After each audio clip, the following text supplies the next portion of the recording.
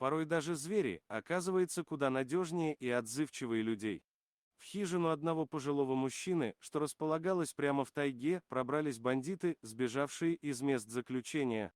Они были намерены разделаться со стариком. Но, в итоге самим пришлось молить о пощаде. Они не подозревали, что старик здесь не один. Однажды, снежным вечером, пожилой мужчина по имени Степан Романович ехал на снегоходе к своей хижине, стоящей в глубине тайги. Дорогу замело. Видимость никудышная, но домик уже виднелся вдали. Степан подъехал ближе. Вдруг он увидел маленького волчонка. Тот бегал прямо возле хижины, но, заметив человека, бросился в лес.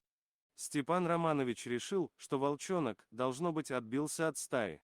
Зайдя в дом, он подумал, что неплохо бы накормить маленького хищника. Все-таки на улице бушевала метель. Дед положил в сумку консервы, отнес к лесу и поставил на снег. Волчонок, дождавшись, пока старик уйдет, бросился к еде. После того, как все съел, хищник не спешил уходить. Он, как будто просил у старика еще какого-нибудь лакомства. Тот открыл вторую банку и накормил животное. Волчонок больше не боялся и не убегал. Степан Романович забрал его в хижину погреться. Старик дал волку имя Вьюн, такой он шустрый и живой. Волчонок улегся около печки. Позже к вечеру, когда метель стихла, он отправился на поиски своей стаи. Теперь, когда Степан Романович приезжал в свой охотничий домик, к нему всегда приходил в гости Вьюн. Малыш сумел отыскать свою стаю, но о доброте нового друга не забыл. С каждым днем зверь становился все крупнее и сильнее, но так и продолжал навещать старика. Тот, в свою очередь, неизменно пускал его в хижину, давал какое-нибудь угощение и рассказывал последние новости своей жизни. Просто говорил, как с близким другом, о самочувствии, о том, сколько рыбы сегодня поймал. Волк с удовольствием слушал деда и вилял хвостом. Однажды вечером старик вдруг услышал за дверью, которую никогда не запирал, грубый мужской голос. В дом вошли несколько мужчин. Пожилой человек сразу понял, что прибыли они из мест лишения свободы. Бандиты приказали старику слушать их, а иначе ему не поздоровится. Один из преступников, для большей убедительности, ударил деда. Тот, в ответ, кинулся на обидчика, но чего он мог? Противник намного крупнее и моложе его. Подошли остальные и начали связывать старика, но тут в хижину внезапно забежал волчонок. Он грозно зарычал и вцепился в ногу одного из обидчиков. Бандит вытащил оружие, раздался выстрел. Волчонок заскулил и бросился прочь из хижины.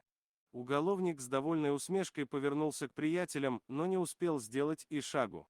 В дверях показалась огромная волчица. Эта мать вьюна пришла мстить за своего ребенка. Бандит застыл от ужаса. В один миг он повержен отчаянным броском разъяренного зверя. Остальные попытались убежать, но волчица загородила им путь. Старик, выскочив из хижины, бросился к волчонку. Бандиты кричали, чтобы он отпустил их, что они никогда не вернутся, но дед ничего не слышал. Перед ним на снегу раненый друг. Волчонок умирает. Послышался лай собак, голоса людей. Бандитов схватили. Степан Роман продолжал сидеть возле окровавленного тела волка. Горе и слезы застилали его глаза. Он знал волчонка, совсем крошечным. Когда-то спас его от голода и холода, а теперь остается лишь оплакивать своего верного друга. Волчонок отплатил ему за добро всей своей жизнью. Уже стемнело, пошел снег. Старик вспоминает, как рассказывал волчонку последние новости, а тот внимательно его слушал. Теперь рассказывать никому. Только одиночество и пустота. Волчица не смогла смириться с потерей сына, окончательно потеряла веру в людей и ушла в тайгу. Старик пережил горе, но не смирился. Проходят дни, пролетают месяцы. Степан Романович, по одной ему известной причине, все так же выносит на улицу миску с едой и оставляет ее возле леса, словно надеясь, что его маленький волчонок однажды появится снова. Он вынужден жить с этой болью, причиненной людьми. Спасибо за просмотр. Подписывайтесь на канал, где вы найдете еще много интересного, а также ставьте лайки и пишите комментарии, что думаете насчет этой истории.